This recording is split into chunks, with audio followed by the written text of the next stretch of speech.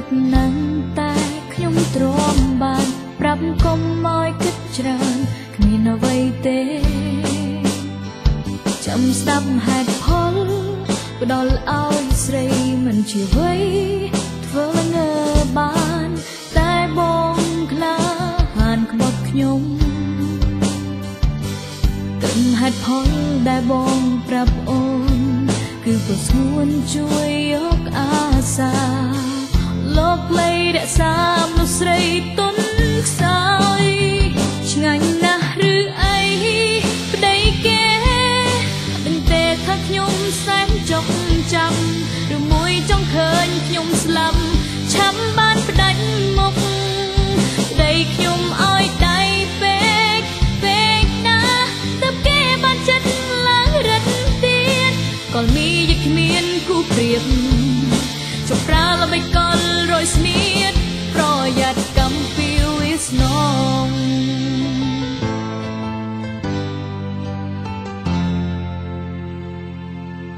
មានហេតុផលបងធ្លាប់ប្រាប់ទួយូរឆាប់ក៏គ្មានបញ្ហាបើសិនជាបងលីនាងខូចចិត្តនាងត្រូវឈឺចាប់ហូរទឹកភ្នែកធ្ងន់ធ្ងរពេកវាបែកគ្នាជាវេលាបងដោះស្រាយ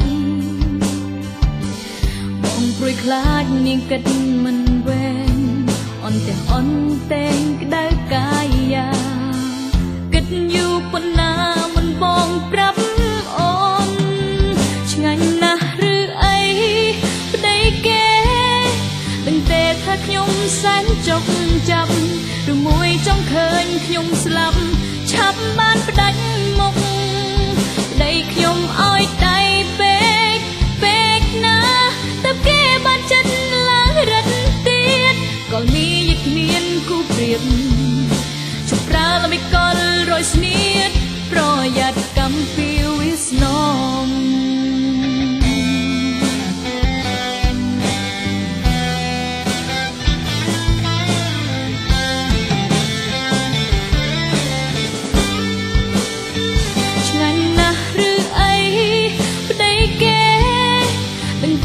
ខ្ញុំសែនចុកចាប់ឬមួយចង់ឃើញខ្ញុំស្លាប់ឆាប់បានផ្ដាច់មុខប្តីខ្ញុំឲ្យដៃពេកណាទើបគេបានចិត្តឡើងរឹតទៀតក៏មីយគ្មានគូប្រៀប